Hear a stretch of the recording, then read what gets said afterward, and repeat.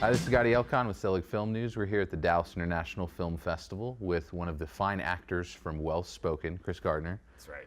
Chris, tell me how this fun little project came about. I knew the people putting it together. I'd worked with them before, James Johnson and Augustine Frizzell and Liz Frankie, and whenever my friends are making a movie and they need a total bastard, they always call me. And I'm actually a really nice guy. Yeah, I was about to say, you're only a total bastard if you hear what you're actually saying in the distance. Yeah. No, I'm actually a nice guy. I know that's something like a monster would say, but I'm actually a really nice guy. Well, you guys shot this, you said, last summer, right? It's been a few months. I don't know exactly the date and time. Every event leaves my brain immediately, like that memento disease. So I just. But you don't have any tats. I'll have to check my chest later. Yeah. I'll have to check and then you'll figure it out my the dates. chest tats. It's good. I had it blended into fire, so it's harder to read now. But it makes me look tough. Where did you guys shoot? Because you guys were indoors for this entire shoot. Fort Worth. Yeah, we shot at this really bizarre. If memory serves, it was either an airplane part factory or possibly a weapons factory, but something that would be dropped from a plane was made there. Something, whether it's helpful like UNICEF pennies or whether it's bombs, which are helpful to somebody, not the people underneath them. But yeah, it was a really cool location in Fort Worth. This interview's going great. This feels like it's going really well. Welcome to Fort Worth. I feel like I'm doing really, really good. It's good. It's good. Yeah. Well, you have, if I'm not mistaken, you have the most dialogue in this. I mean, it's basically a voiceover for you, or we overhear you. Saying the worst things imaginable. Can you talk about those things? Go ahead. I won't talk about those things. But I will say that though I say the most, the star of the film, Destiny Stewart, manages to give a really amazing performance without saying hardly anything. It's all through facial expressions, and she's great. Destiny Stewart. You're going to hear from her a lot, and I say that now because someday she's not going to return my phone calls anymore. Well, let's talk about her and that. I love the scene at the end with the film, and that's the whole, gets to the whole title and gets to the whole just premise of what you guys were going for, that aha. Yeah, the punchline. Tell me about working on that day with her and just how much fun it was working with her, because she doesn't have many lines, but she does get to have that one little oomph to you. Yeah. Well, I won't say what the punchline is because you'll have to see that to find out. It's a big one. Yeah, it was. I will say that the prop that we did use had a surprising amount of heft.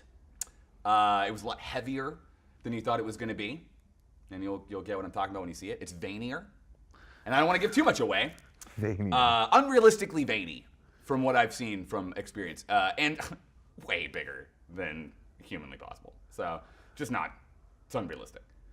Yeah. Yeah. All this is true. It's true. But yeah, it was a nice little finisher to what was a really, I think, has a really nice message about that obtuse racism that comes from just your average white people that don't know what they're saying is terrible because they have no way to calibrate that. And yeah, I just think that more people should keep that in check.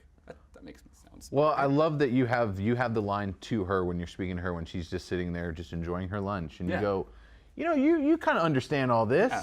Can you talk about that interesting dynamic and what James and Liz were going for in this feeling of, there is that almost feeling in every workplace. Like, when do you cross the line? When do you step past that boundary? Because it seemed to happen all the time. Yeah, I think, like I said earlier, you know, when I was like, I'm a nice guy, that really is what people who are not nice people think about themselves. And there's this real pattern of people that either don't know what they're saying or are unwilling to understand what they're saying and how they're saying it. And it's a big problem. And even people that are on the side of, well, I'm in support, or I'm an ally, or I'm, you know, what have you, lose sight of the fact that even with that, you're really just a tourist.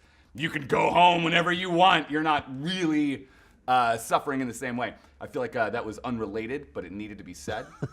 No, it was nice. It was a good opportunity to kind of point that out in a way that's funny without being preachy. Yeah. Just to kind of have that tone.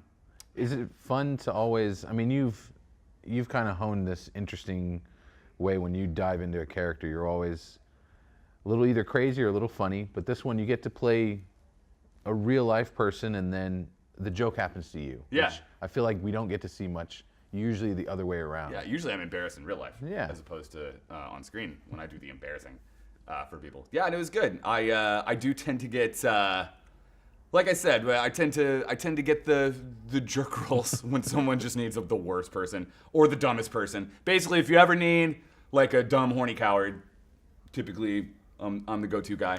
So yeah, it was nice to get to play someone that was that, but a little bit more muted and a little bit more tapered.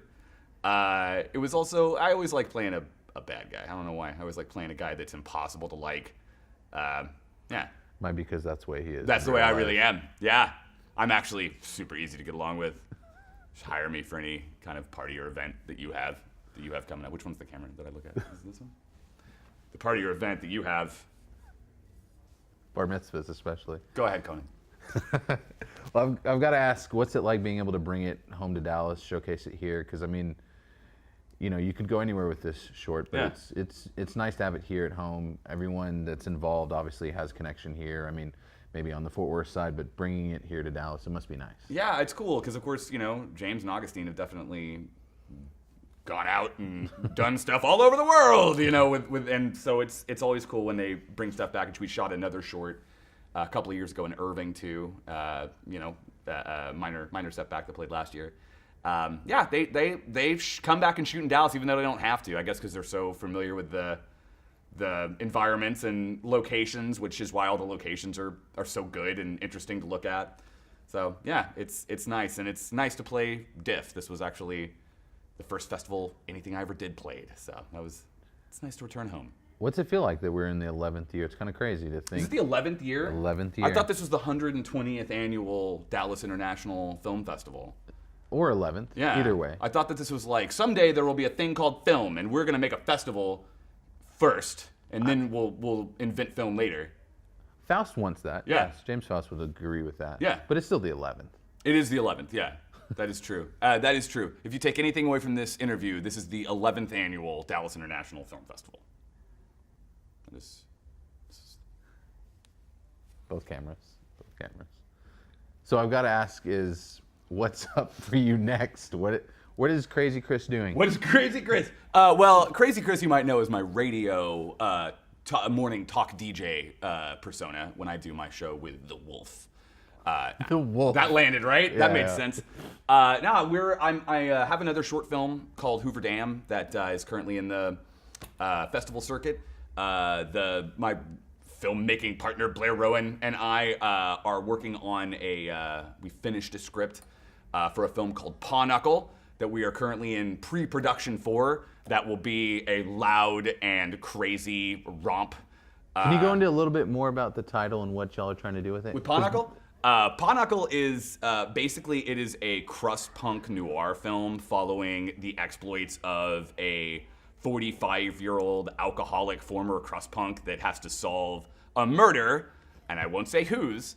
And it's all wrapped around it all is under the set piece of this scandal, this money scandal happening in a high school football stadium. That sounds like a lot of stuff, but basically the movie is, picture if The Big Lebowski had just followed around John Goodman's character for the entire film, and how exhausting that would be. But how fun, that's a good example of what this will be. So see Paw Knuckle, it's gonna be whenever it happens, whenever it gets made. Give us a lot of money for it as well if you have deep pockets. I'll give you my email. I'll just give it to you. And you can pass Don't it give on the to whoever email. contacts you. But where can people find Well Spoken 2? Like Well Spoken's... It was actually a Vimeo pick of the week. It was the Vimeo pick. They know quality when they see it. You can see it on Vimeo. You can also see it at the Angelica tonight at 9:45 p.m. as part of the Midnight Shorts block. You can also see it tomorrow at the Angelica at 9:45 as well, for consistency's sake, as part of that Midnight Shorts block. And then in your dreams, haunting your dreams nightly. Right?